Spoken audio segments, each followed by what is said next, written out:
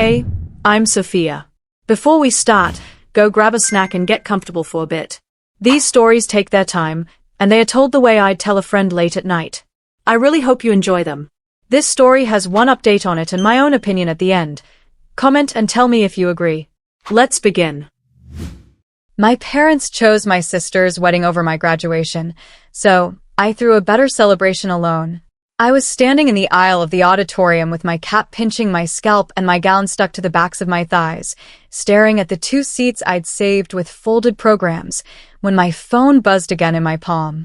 I already knew what it would say because they'd been checking the schedule for 3 days, like my graduation was a dentist appointment that could be moved around. My fingers were clumsy as I unlocked my screen, sweaty, shaky, and the message came through from my mum. "Sweetheart, we're so sorry. Your sister is falling apart. We have to go to the wedding venue early. We'll FaceTime you later." My stomach dropped so hard I actually swayed. The crowd around me kept flowing, parents in their nice clothes, relatives holding bouquets, people laughing too loudly in that pre-ceremony way, and I felt like I'd been shoved behind glass. I read it twice, like the words might rearrange themselves into something less final. Then my dad's follow-up arrived. "You understand, right? This is Sophia's big day. We'll make it up to you." I could taste metal in my mouth. My throat went tight. I looked at the empty seats again, at the bright stage lights that made everything feel exposed, and I felt heat rising behind my eyes. I tried to blink it back because the girl in front of me was taking selfies and I didn't want to be the weirdo crying before the ceremony even started. It was supposed to be simple. I'd been talking about this graduation for 4 years. Long nights, part-time jobs, the constant low hum of stress that sits between your ribs when you're trying to be someone your family can finally brag about. I'm 23F. I just finished my degree in business analytics. It's not glamorous, but it's mine, and I earned it the hard way. Sophia is my older sister, 27F, the family's main character since the moment she learned to smile on command. She got engaged last year and decided she wanted a destination wedding about 2 hours away from where we live in Sydney. I don't mean destination like Europe. I mean a coastal venue with a view and an expensive package and a coordinator who calls everything your vision. She picked the weekend months in advance. I told her my graduation date the day I got it. I even sent her the official university email, so no one could claim I made it up. She replied with a heart and said, "We'll figure it out." "We'll figure it out" in my family usually means I should prepare to be disappointed, but act grateful anyway. The problem wasn't that the dates overlapped. The problem was that everyone acted like there was no choice. Like one event was a real-life milestone, and the other was a cute little ceremony I'd be fine without, like the universe wouldn't collapse if my parents weren't there to clap. At first, my parents promised they would come to my graduation and then drive to Sophia's wedding after. My dad even said, "Of course we'll be there. You're our daughter." I held on to that sentence like a receipt. Sophia pretended to be fine with it, but she started doing this thing where she'd drop comments like, "It's just a ceremony," or "Graduations happen every year," while simultaneously melting down over napkin colors. She called me one night, voice already tight, and said, "Mom said you're making this complicated." "I'm not making anything complicated," I said, pacing my bedroom with my laptop open and my final project still on the screen. "I just want them to come." Sophia sighed like I'd asked for her kidney. "It's my wedding, Nadia. People will notice if our parents aren't there for the morning photos. I'll notice if they're not at my graduation," I said, and my voice cracked in a way that embarrassed me. She paused, then softened into that fake sweet tone she uses when she's about to cut. "You're always so intense about attention." Attention? Like wanting your parents in the room for the biggest day of your academic life is some kind of vanity. I swallowed my anger and said, "I'm not asking for attention. I'm asking for support." Sophia laughed quietly. "Okay, support. Whatever. Just don't make Mom cry." That's another family rule. Sophia is allowed to be dramatic, but I'm not allowed to make anyone uncomfortable by reacting to it. The week of my graduation, my mom started calling me with that careful voice. Sophia is stressed, she'd say, like a weather report. She's barely sleeping. My dad would add, we don't want anything to go wrong. Meanwhile, I was printing my tickets, steaming my dress for underneath the gown, rehearsing how I'd walk across the stage without tripping in front of thousands of people. I kept sending my parents my schedule, arrival time, ceremony time, where to park, where my seat would be. My mom would respond with heart emojis sometimes, sorry, not emojis, little hearts in text, like affection was supposed to replace commitment. 2 nights before the ceremony, my mom came into my room while I was trying to fix my cap so it wouldn't crush my hair. She sat on the edge of my bed and smoothed my blanket like she was buying time. Sweetheart, she said, would you be devastated if we couldn't come? My hands froze mid-pin. Is zegt her. Yes, I said, because I didn't have it in me to lie. She blinked rapidly. Sophia's wedding is, you know, it's her once. And this is my once, I said, and my voice sounded too loud in my own room. Mum's mouth tightened. Don't compare. I'm not comparing, I said. I'm just saying it matters. She exhaled and looked at the floor. Your father thinks we should be at the venue early. Sophia wants family photos before guests arrive. There's a lot of moving parts. So, I'm the moving part? Asked before I could stop myself. Mum's eyes flashed, hurt and annoyed. Don't be like that. I laughed once, sharp. Like what? Like a daughter? She stood up, smoothing her shirt again like she could smooth the conversation. We'll make it up to you, she said. We can do a nice dinner after. Just us. I wanted to scream that I didn't want a consolation dinner. I wanted them there. I wanted them to see me walk across the stage. I wanted my mum to cry the way she cried when Sophia got engaged, like it meant something. But I also knew the moment I started yelling, I'd be branded the problem. So I swallowed it and nodded like I was agreeing, even though my chest felt tight and wrong. By the morning of graduation, I still had this tiny hope that they'd show up anyway. Like the guilt would kick in and they'd change their minds. I arrived early with my friend Priya, who was carrying flowers and a small bottle of water, like she already suspected I'd need both. We found our seats, took photos, laughed at how ridiculous everyone looked in their gowns. I kept checking the entrance. Every time a couple walked in, my heart jumped, then dropped. Then the text came, the one that ended it. After I read it, I just stood there for a second, phone in my hand, staring at the words while my body tried to decide whether to cry or go numb. Priya glanced at my face, and her whole expression changed. What? She whispered. I handed her my phone. She read it, then looked at me like she wanted to punch a wall. Are you kidding me? She said. I shook my head because if I spoke, I'd break. The announcer's voice boomed over the speakers, telling everyone to take their seats. The stage lights brightened. The music started, some triumphant instrumental that suddenly felt sarcastic. I sat down in my row, right behind my saved seats, and stared at those empty chairs like they were a physical insult. Around me, parents waved, people cheered, someone yelled a name, and everyone laughed. I could feel tears gathering, hot and unstoppable, and I pressed my tongue hard against the roof of my mouth to keep it together. I told myself, you are not going to ruin this for yourself.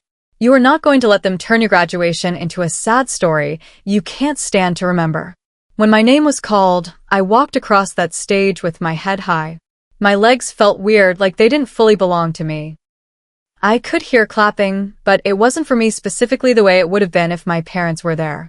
It was generic applause, a sea of hands. I smiled at the dean, shook his hand, took the scroll, and the camera flashed. For a split second, I looked out into the audience out of pure habit and saw my empty seats again. I did not cry on the stage. I saved it for later, like a private ritual.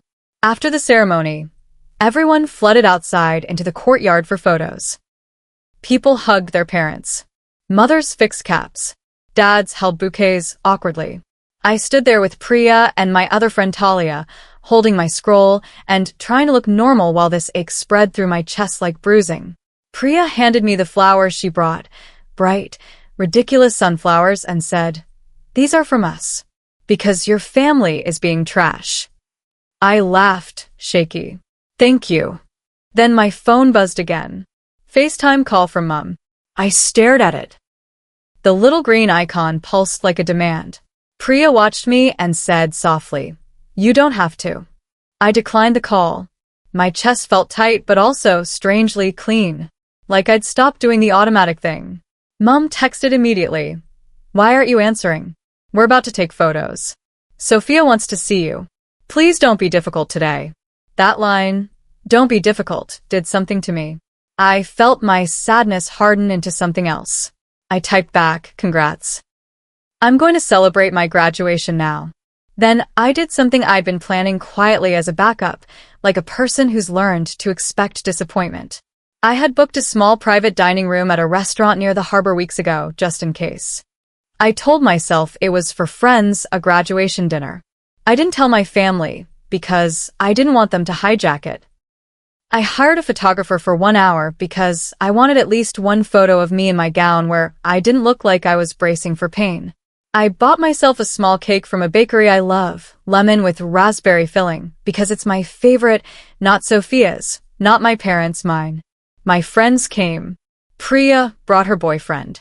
Talia brought her little sister, who kept saying, "You look like a movie." We sat by the window with the water glinting outside and the city lights starting to flicker on. They ordered champagne. They made a toast. They said my name like it mattered. Someone played music on their phone because the restaurant playlist was depressing. We laughed until my cheeks hurt. I took photos. I ate cake. I let myself feel happy without waiting for permission. Was it better than Sophia's wedding? I don't know. Weddings are big productions. But my celebration was mine. It didn't require me to shrink. It didn't require me to be grateful for scraps. It felt like breathing after holding it in all day. Halfway through dinner, my dad called. I didn't answer. He called again. Then Mum. Then Sophia. My phone kept buzzing on the table like an angry insect. Priya finally grabbed it and flipped it face down. "Not tonight," she said. Later, when I got home, my cheeks still warm from laughing, I opened my phone and listened to the voicemails. "Mum. Sweetheart, please answer. Sophia is upset. She says you're being selfish. We just wanted to celebrate with you too. Dad. I don't know what you're trying to prove. This attitude isn't going to help you in life. Sophia. Wow. So you couldn't even pick up? You know Mum's crying. You always make things about you." I lay in bed in my makeup and stared at the ceiling, feeling the day crash over me in delayed waves. I didn't feel triumphant. I felt tired. I felt sad. I also felt, underneath it, this quiet pride that I hadn't begged them to show up. I hadn't chased them. I hadn't let their absence become the whole story. And that's where I'm going to stop the story midway like you asked, because what came next was the part where my family tried to rewrite reality, and I had to decide whether I'd let them. My sister Sophia is not a cartoon villain, but she's absolutely the kind of person who treats other people's milestones like background noise unless they directly orbit her. She's been rewarded for that her whole life, so now she genuinely believes her stress is an emergency everyone else has to respond to. The thing that makes me the angriest is how she framed my graduation as attention, like the only reason someone would want their parents there is vanity. That's projection. My parents are worse in a quieter way. They aren't helpless victims of Sophia's demands, they're active participants. My mom's constant "don't make me cry" routine is emotional blackmail wrapped in softness. My dad's "this attitude won't help you" is him trying to discipline me back into being easy. And I'm not going to pretend I'm perfectly noble here either. Part of me wanted them to see my photos and feel something sharp and regretful. Part of me wanted them to feel the emptiness I felt in those saved seats. But I also know my dinner wasn't just petty revenge. It was self-preservation. It was me proving to myself that my life events don't need my family's approval to be real. If anyone thinks that's selfish, then they're confusing boundaries with cruelty, and that's a them problem. Update. Okay, so I originally posted about this in my head anyway, thinking I'd just be sad for a week, then everyone would move on. That's not what happened. The fallout wasn't one big dramatic blow-up. It was this slow drip of guilt, accusation, and honestly, opportunism. The morning after my graduation, I woke up to a flood of messages in the family group chat. Photos from Sophia's wedding. Everyone smiling, my parents in matching outfits, Sophia in her dress looking like a magazine. My mom posted, "Beautiful day. Family is everything." Then she added, right after, "Sad Nadia chose not to be part of it." That one sentence made my stomach flip. She didn't say, "Sad we missed her graduation." She made it a story where I abandoned them, like my absence was the problem, not theirs. Sophia texted me privately, "Mom and Dad were asking where you were all day." People kept asking. It was embarrassing. That word, embarrassing, told me exactly what mattered to her. Not that she missed seeing her sister graduate. Not that I was hurt. That people asked questions. I didn't reply immediately. I took a shower, washed off the makeup, and tried to calm the buzzing in my chest. Then I texted back. "I was at my graduation. The thing you all skipped." She replied, "Stop being dramatic. We said we'd celebrate later. You made a scene." Made a scene. By quietly not answering calls while I was eating cake with friends. The language in my family is always like that. If you don't comply, you're making a scene, even if you're silent. My dad called around noon. I answered because I thought maybe he'd say something real. He didn't. He said, "You hurt your mother." I stood in my kitchen, staring at the sink, listening to his voice through the speaker. "You hurt me," I said. He sighed, the way he does when he thinks I'm being unreasonable. "We didn't do it to hurt you. But you did it anyway," I said. "And you're still acting like my reaction is the bigger problem." He went quiet for a moment, then said, "Sophia is your sister. Her wedding is once in a lifetime. And my graduation is also once in a lifetime," I said, and my voice shook, which made me furious at myself because I didn't want him to hear that he still had access to my softness. "You promised you'd come," he snapped. "You want to count promises? You promised you'd support your family." That line made my whole body go cold.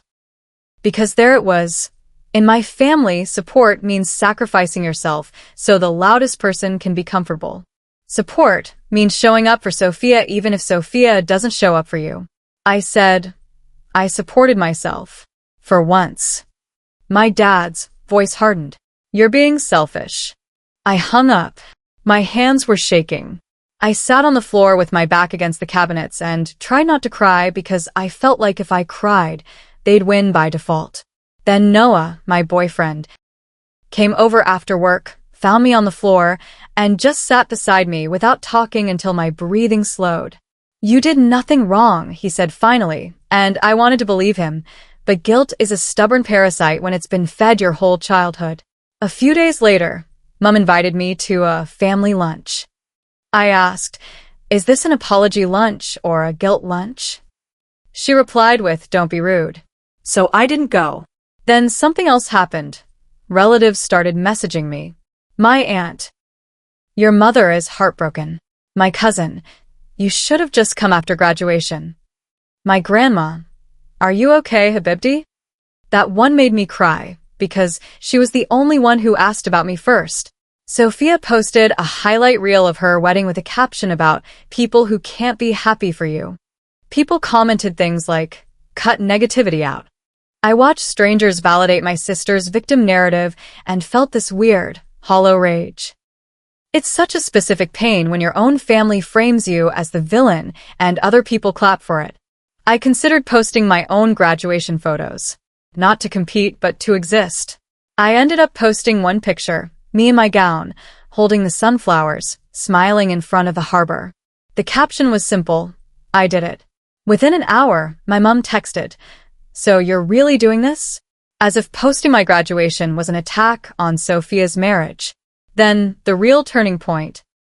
My parents asked me to host a belated graduation dinner at our house and invite Sophia and her husband. I stared at the message for a full minute, rereading it like it might be a joke. "We'll do a graduation dinner for you on Sunday. Sophia and Adam will come. Everyone can be together." It sounded generous until I realized what it actually was. A group event where Sophia would get to show off her wedding photos again, where my graduation would be the theme but not the focus, where my parents could soothe their guilt by staging a makeup moment that still centered family unity, not my feelings. Y Rablia, no. If you want to celebrate me, you can do it without forcing me to pretend nothing happened. Mum called immediately, crying. Actual crying. Why are you punishing us? She sobbed. I'm not punishing you, I said, voice tight. I'm just not performing forgiveness, so you can feel better. She cried harder. Your sister thinks you hate her. I don't hate her, I said. I'm hurt. There's a difference. Then she said, in between sobs, Sophia said if you keep acting like this, she won't come to your future wedding. I went very still. Okay, I said.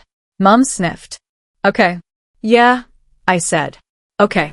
If someone only shows up for you when you behave, that's not love. That's control.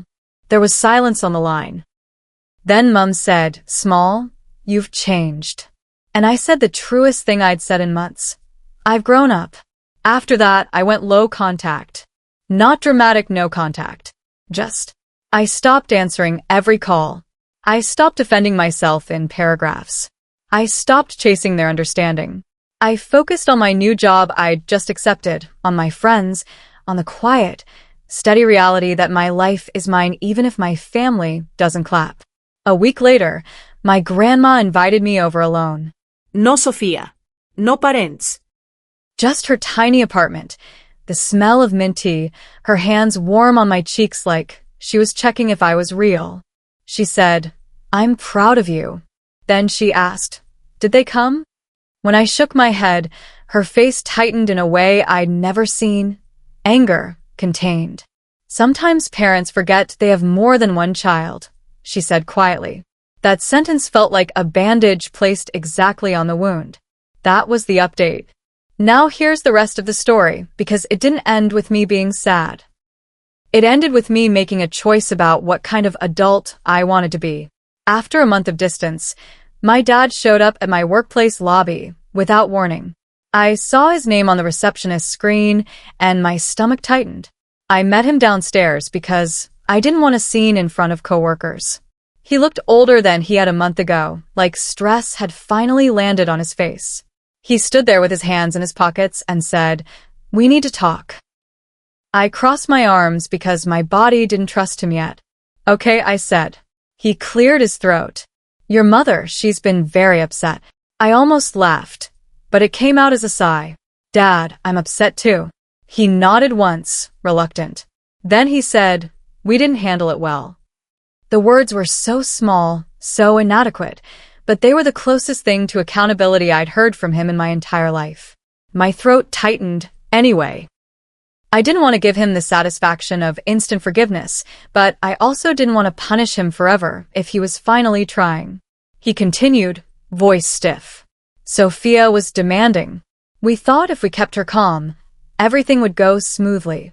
And what did you think would happen to me? I asked. He looked down at the floor tiles like they might give him an answer. We thought you'd understand, he said. I swallowed. I understood, I said. I understood exactly where I rank when Sophia is screaming. That landed. His face flinched like he'd been slapped, not because I was cruel, but because I was accurate. He exhaled slowly. I don't want you to carry this into the future, he said. I stared at him. Then don't ask me to carry it alone, I said. Tell Mum the truth. Tell Sophia the truth. Stop acting like my reaction is the problem. He nodded once. It wasn't dramatic. It wasn't cinematic. But it was something. Later that night, Mum called. Her voice was quieter. Your father said you were very hurt, she said, like she was repeating a fact she'd just learned. I didn't soften. I said. She paused. I'm sorry we weren't there, she said, and it sounded real enough that my chest ached. I wanted to be. Then why weren't you? I asked, not to punish her, but because I needed her to say it out loud.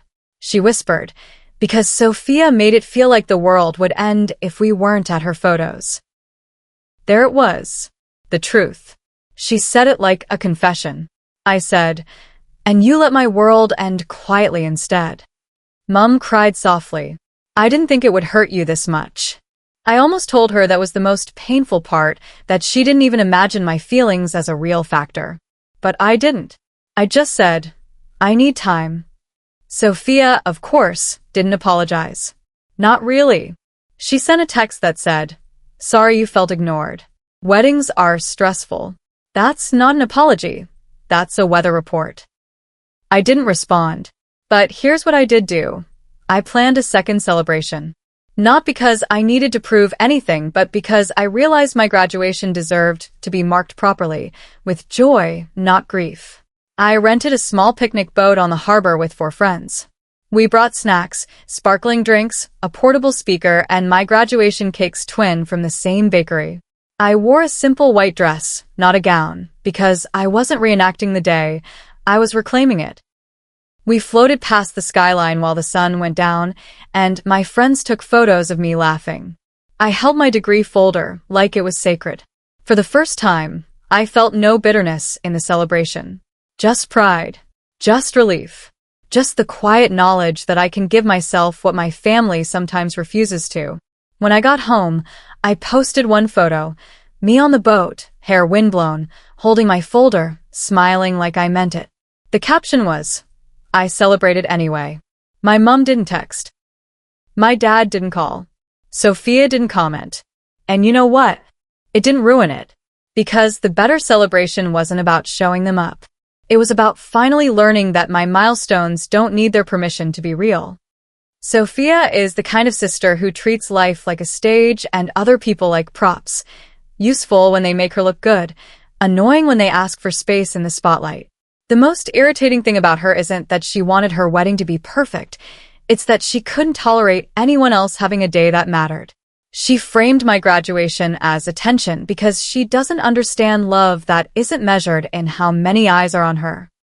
My parents are the bigger problem, though, because Sophia didn't invent her power out of thin air. My mom built it with 1,000 tiny choices, soothing Sophia's tantrums, asking me to be easy, using tears as a shortcut so she wouldn't have to confront the person causing harm. My dad built it with his obsession with image and smooth events. He'd rather manage the loud child than validate the quiet one because the loud child creates immediate discomfort. They didn't just miss my graduation. They taught me, in one brutal day, that my feelings were negotiable if it kept Sophia calm. That's not a mistake. That's a value system.